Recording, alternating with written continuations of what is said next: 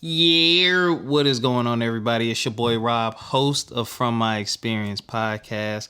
How are y'all doing out there? Y'all doing all right? You're feeling good? You're feeling well? My energy is up. I promise you my energy is up. I'm feeling good. Just got the new logo for the show finalized. Got a little bit of a rebrand coming. But I got to put some stuff together before I put it out on Front Street. And I'm tired, man. This is gonna be a short, quick episode. Not gonna talk about too many things today. I just want to make sure I keep up the consistency. I want to make sure that I give you a positive burst of energy every week. We gonna push for that. But y'all keep me in prayer, man. And y'all hold your boy down, man. We getting back to where we need to get to, man. We gonna talk about a couple little things today.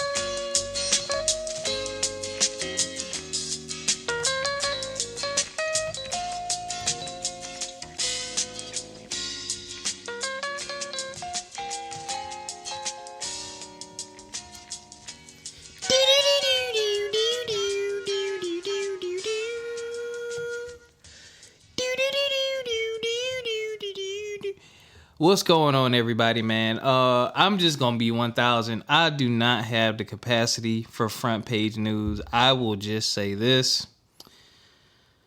Unfortunately, there was another school shooting at a private Christian school in Nashville, Tennessee. Yeah, it's getting... I don't even know how to describe how it's getting. 6 people were killed, I believe. Let me make sure I get this right before I continue. Yeah, so unfortunately, 3 children, 3 adults lost their lives. The shooter was a 28-year-old transgender person. That has really actually been going back and forth. That whole gender thing, people trying to figure out the shooter's gender or identity. But they were transgender. Their name was Audrey Hale. And it's sad. It's sad. It's disheartening. And unfortunately, it is very numbing.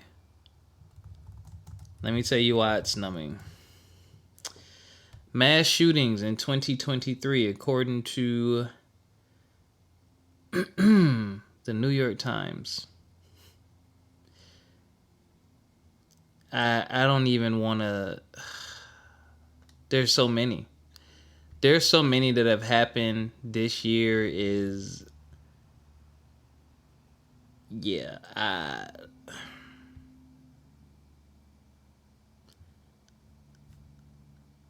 Yeah, I just saw a website that said that we're at 123. We're just past 123. I have definitely said a prayer and sent my thoughts and my love to the people, to the families of the victims, and to just all the families involved. You know, a school should be a safe haven and a safe place. It's the last place where a child should experience extreme violence. As a former educator, that's one of the things I really came down hard on with kids. Fortunately for me, not that I remember, I didn't really go through any huge bullying things because I could crack jokes and really keep people off me. But you really have to keep an eye out, and there's a lot of things that can go on. I will leave the research on this situation, y'all. I just don't have it in me anymore, man. I'm trying to make sure I give the front page news, but I ain't even cue up the music. But it's just numbing, man. It's numbing, and it's like, what can be done? I will share this thought.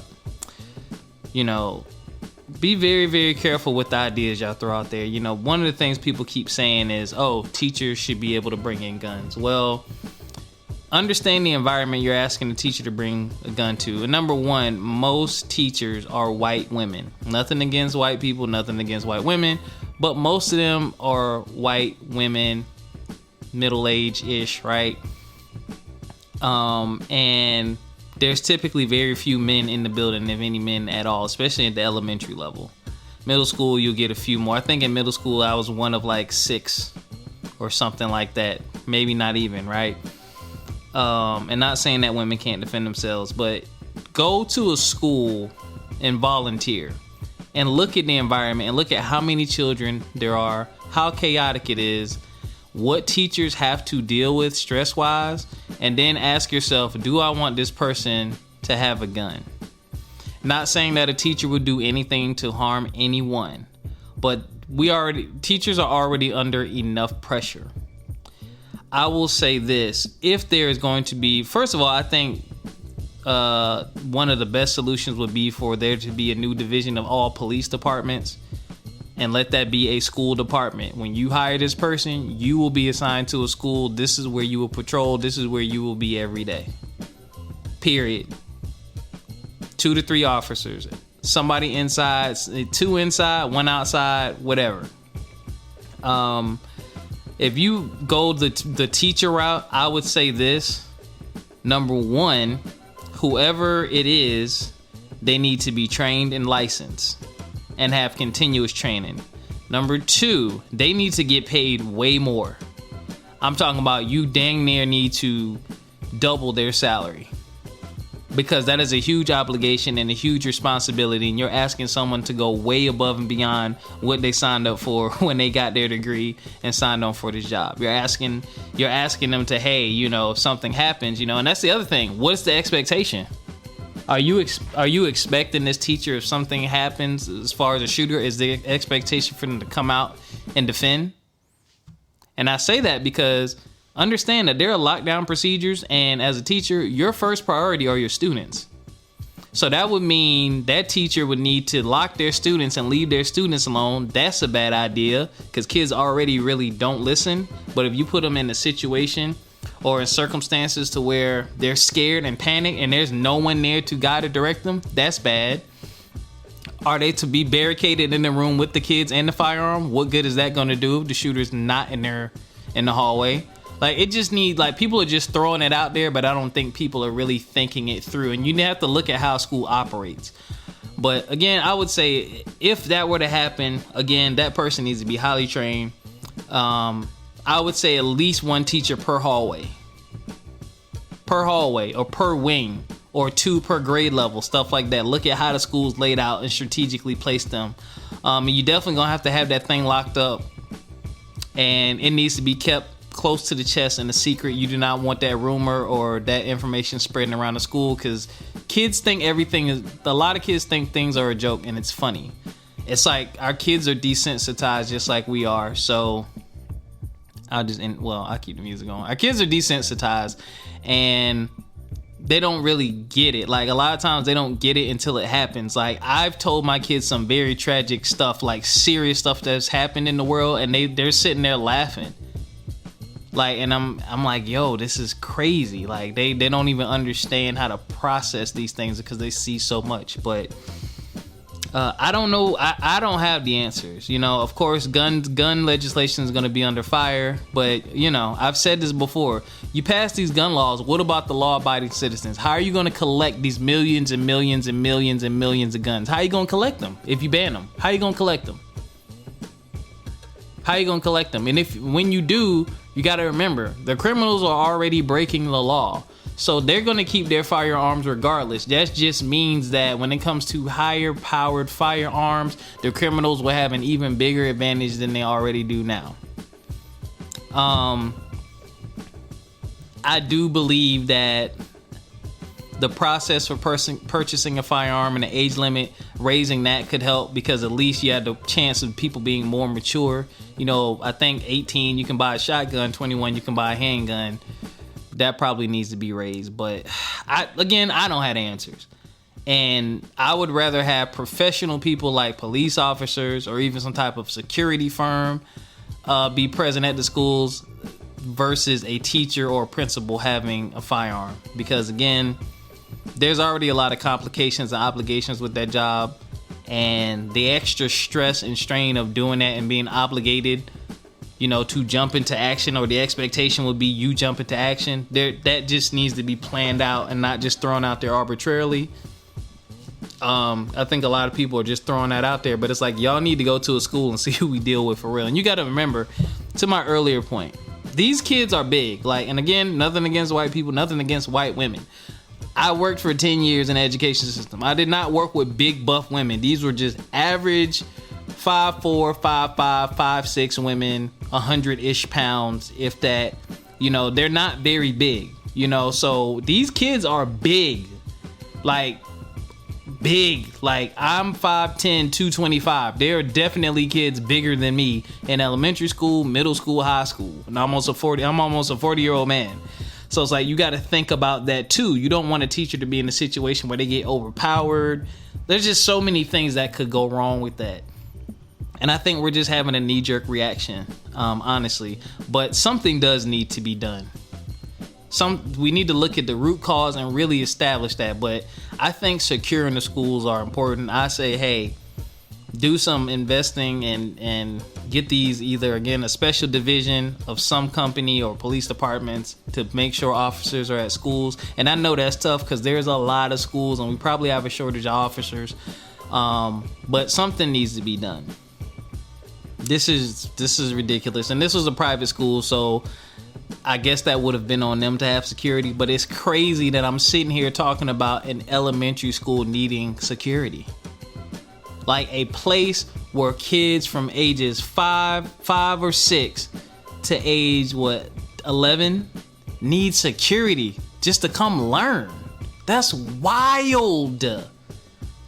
That's the world we're in. Children coming to school to learn. I didn't have security at school until I was in middle school, but I was in Philadelphia, Pennsylvania, and it wasn't a lot. We had resource officers walking around every now and again in my middle school. We had to walk through metal detectors in the morning, but every now and again. High school, we had resource officers. We went through metal detectors every day.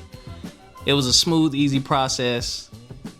Quick, easy, wham, bam, thank you, man. But yeah, we need to look at how we can secure these schools. People are shooting their way into these schools and things of that nature and forcing their way in.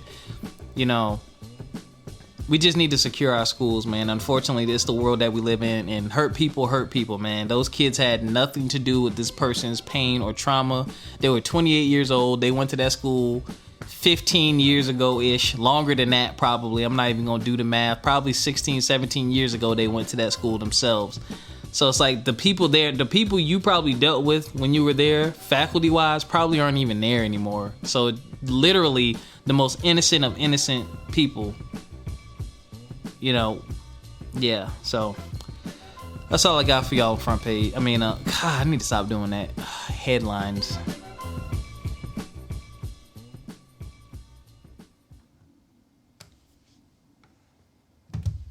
Hey y'all, it's me. It's Christian Jackson, your favorite licensed therapist. I have a quick question for you, and this is no shade. Are you still stuck in that same dating cycle where you end up making choices that don't reflect who you are because you're turning into basically a chameleon, i.e. you mighty morph into whatever your new man or your new woman wants you to be?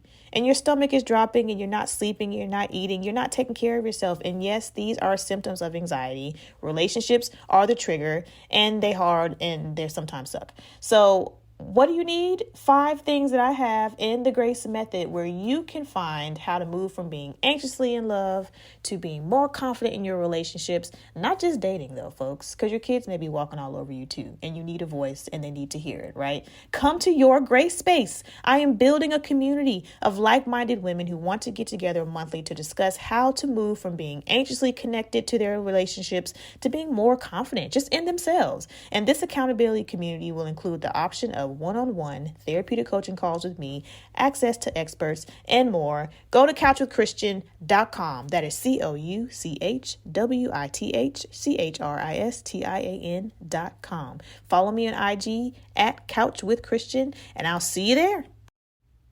Hey.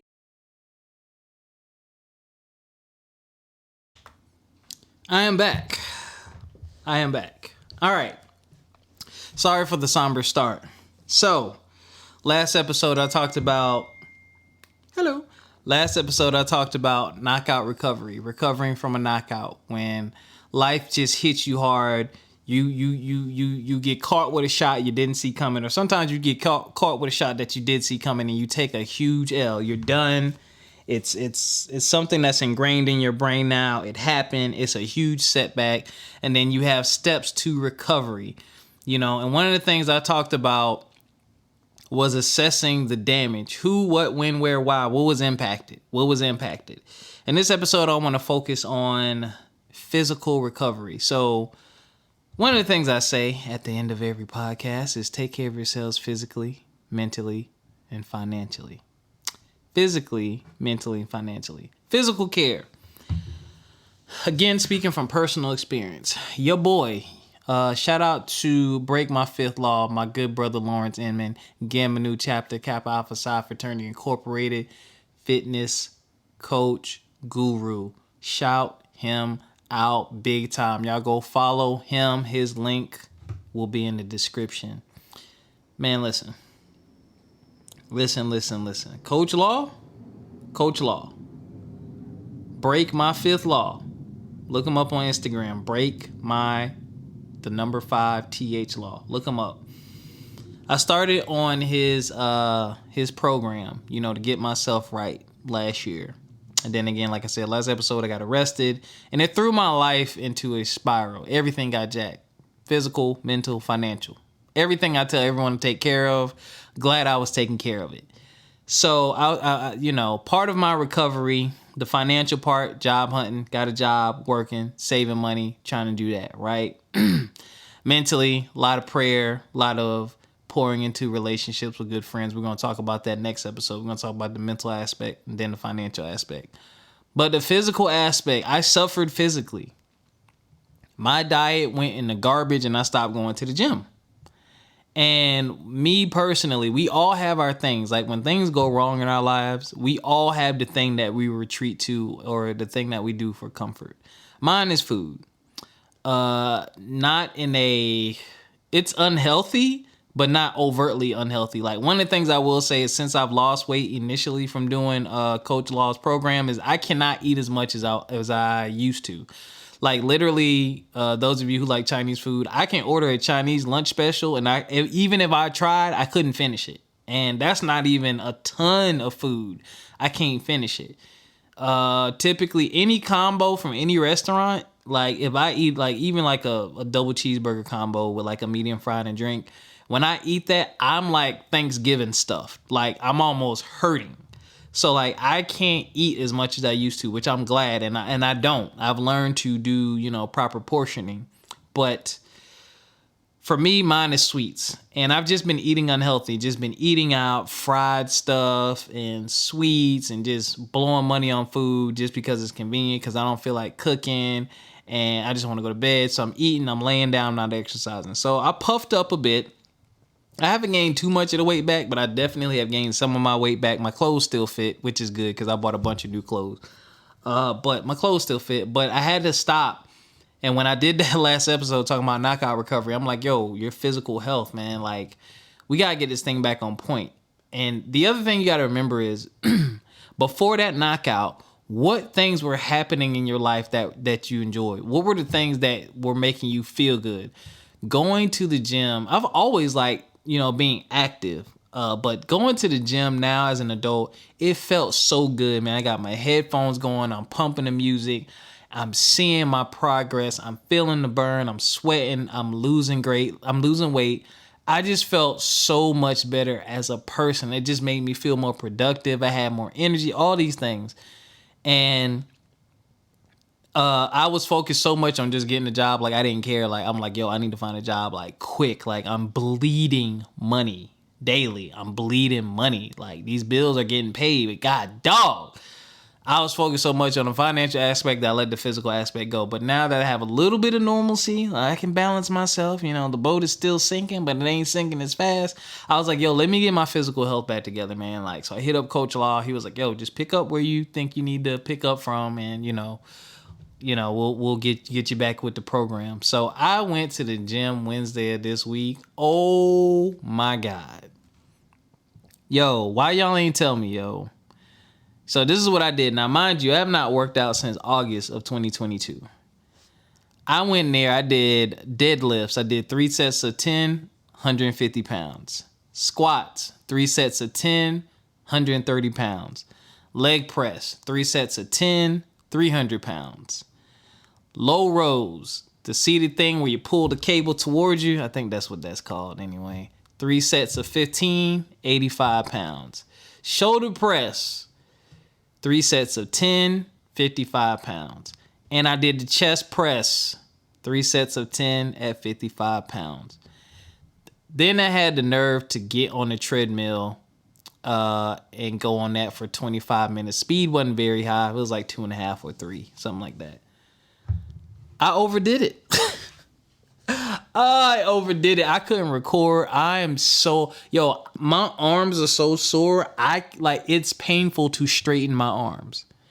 My thighs, I have to squat at my job, pause. But I have to squat down to get stuff and pick stuff up. My thighs, burning, like on fire. I soaked in the tub yesterday in some Epsom salt. It helped a little bit. I might need to soak again tonight.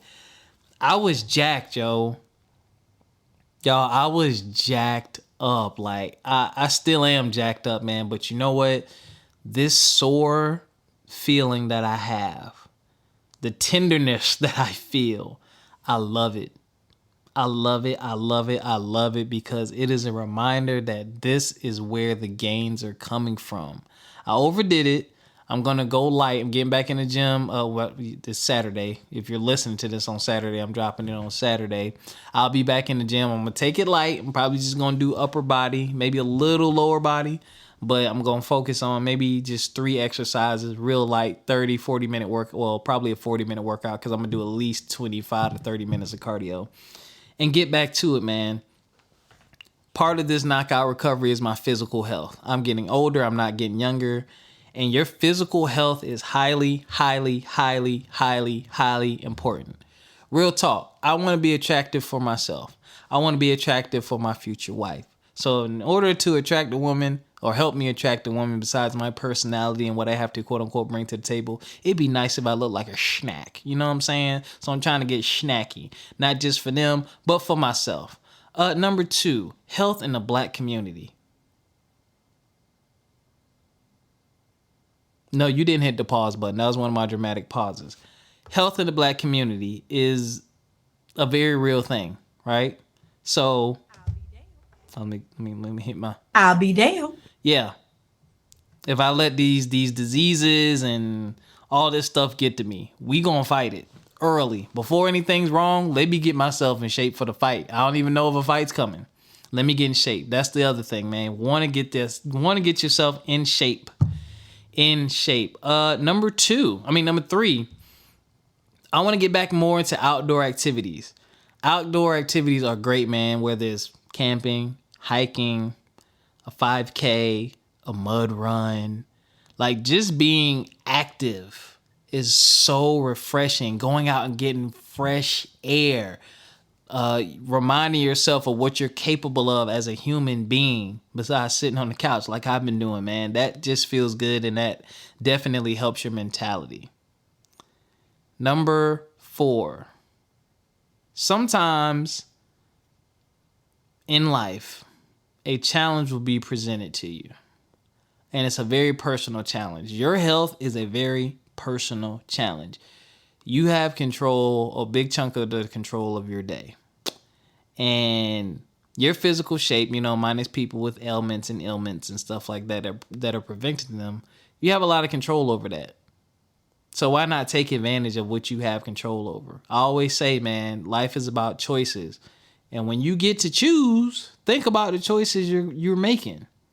You know what I'm saying? So I want to make the right choices. I want to make better choices. I want to be in shape so I can live a healthy, fulfilling life, so I can feel good, so my confidence can be boosted, and so I can just be healthy, so I can just do more things. So if I want to go rock climbing, I do want to go skiing. Definitely want to go skiing. That takes endurance. You know what I'm saying? Like, I just want that for myself. But I've said it over and over and over again. I want to be healthy inside and out. So part of my recovery from this knockout is getting back in shape. I almost had abs, y'all. I was probably real talk, not even being funny. I was in the part of the program where I was starting to do abs, which I hate. Like, y'all talking about leg day jokes? Nah, midsection, I hate it. Like, my body hates it. Like, sit-ups, crunches, all that stuff, I get cramps. Like, my body hates midsection. Hates it. Like, I thought I hated cardio. Nah, midsection, that jump be having me tapping out. But I promise you, I was probably real talk. If I would have kept it up, I was probably about 30 days away from being able to truly have maybe a 2 or a 4 pack. Like, I was getting there. So now I'm probably about 90 days away.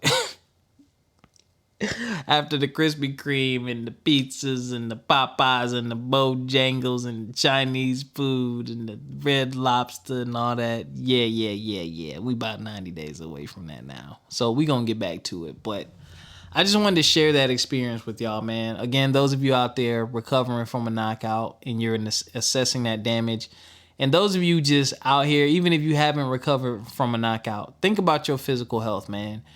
Add some physical activity into your life. My job has me on my feet all day, moving and lifting stuff, so that actually helps a little bit. Even if you are not going to go to the gym, walk your neighborhood. Something simple. Walk your neighborhood, or, what we used to find funny when we were younger, walk the mall. Like, if you have a big mall or even a department store you have near you, just walk around. Like, find a park, walk. Like, find something simple and easy you can do to incorporate physical activity into your life. And you don't have to do it by yourself.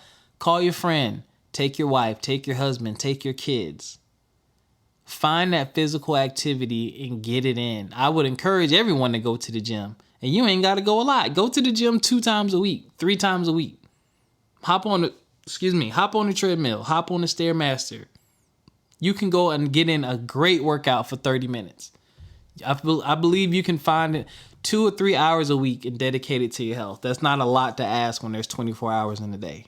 You can find 2 or 3 hours in a week to dedicate to your health. And I've said this before, but I want y'all to take that seriously, man. I'm trying to take it more serious, and I want to be consistent, and I want to share my experiences with y'all. So we're definitely going to still have Coach Law. He's going to come back on and talk about his program some more because he's doing some great things. I'm going to continue to share my progress because I can't be a hypocrite. I can't be out here saying take care of yourselves physically, mentally, and financially, and I'm not even doing it. Right? So take care of yourselves physically, man. I truly mean that. I promise you'll feel better. It feels so good when you can go buy clothes and you go down a size. You put on your t-shirt, it look like a dress because it's so big because you done lost so much weight, man. It'll like not just losing weight, but just getting in shape, because it's not always a losing weight thing. Like, physically transforming your body is amazing and it feels great. And you can do it at your own pace, man. And the other thing you need to keep in mind, one of the biggest factors to this, not just the working out and being active, your diet. Gotta watch your diet. Gotta watch that calorie intake. Watch the sweets. Watch the fried food. Watch the pork. Watch the beef. Be very, very careful. I would get with a nutritionalist, maybe a life coach, someone who's an expert, someone who's done the research, and they can get you some recipes and try some things out. But I challenge you, make that change in your life. You can still have your cheat meals, start out slow. I was having a couple cheat meals a week. And then I was like, all right, I'm not getting the results that I really, really, really want. I'm getting great results, but I'm not getting the results I really, really, really want. I should be losing weight every week. All right, let me cut back. Let me make sure I do a cheat meal. I was doing cheat day, breakfast, lunch, and dinner. But I'm not doing that anymore. Okay? But that's it, man. Take care of yourselves physically. Let me holla at my brothers.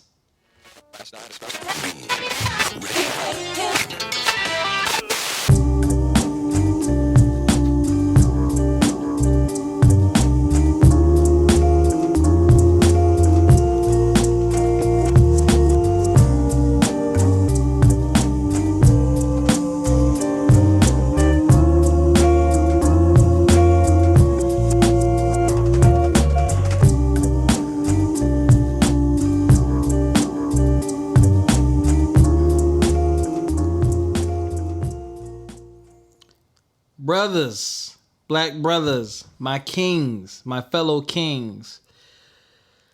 My fellow kings. Listen. Holla at your boy. Literally. Holla at your boy. Like, actually, holla at your boy. When the last time you hollered at your boy? When the last time you talked to your boy about his mental health? When the last time you talked to your boy about his physical health? Holla at your boy. Shout out to my boy, Jamal. Maul, what up, man? Did a podcast years ago. Y'all will never hear it. Wait, maybe that's still out there. I don't remember. I think I scratched that one. We was wilding. Anyway, I think I hit him up or he hit me up. Anyway, we had an Instagram conversation. Like, I hit that guy up, and it just reminded me of making sure to keep your friends close and know that it's okay to let your support system in. And I bring that up because, just talked about physical health. One of the things, again, Coach Law, genius, one of the things he encourages is get your friends on board with the program of working out, and y'all start a text group and you hold each other accountable. Yo, did you work out? Because I got back in the gym and Maul hit me up and commented on it. He said, dang, man, I've been slacking. I said, come on, dog. Can't be slacking, dog. Man, bo, can't be slacking, bo. And so he gonna try to get back in the gym this week. And that's one of the things that helped me keep going. Like, I ain't trying to be in a group text and everybody doing what they supposed to do, and I'm the only one that's not.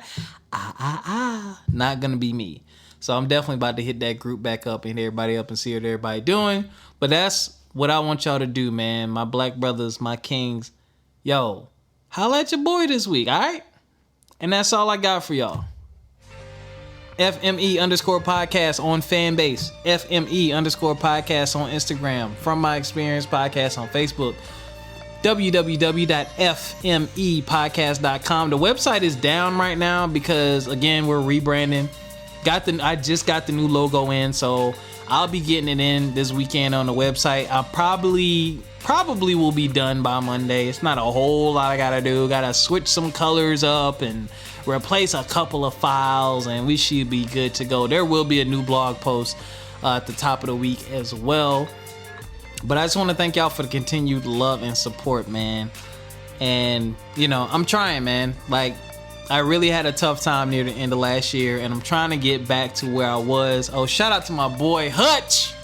David, what up, man? I ran him through my podcast masterclass, so you want to start a podcast. And, that class is going to be focused on helping people build a strong foundation for their podcast before they hit the record button. And I love that guy, and I'm thankful for him because he gave me some great pointers and some great tips and some tweaks that I need to make, which is why you run this stuff by people that you trust and people that are going to be honest with you before you go to market with it. So I'm still working on that. Admin at fmepodcast.com. Sharing the experience. Hit us up. Email us. Do you need advice? Do you want to share some great news? Do you have a crazy story that you want to share with the community? Hit us up. Admin at fmepodcast.com or Rob at fmepodcast.com. We would love to talk about what's going on in your life on the show. And until next time, ladies and gentlemen, take care of yourselves physically, mentally, and financially. Catch you next time. Peace.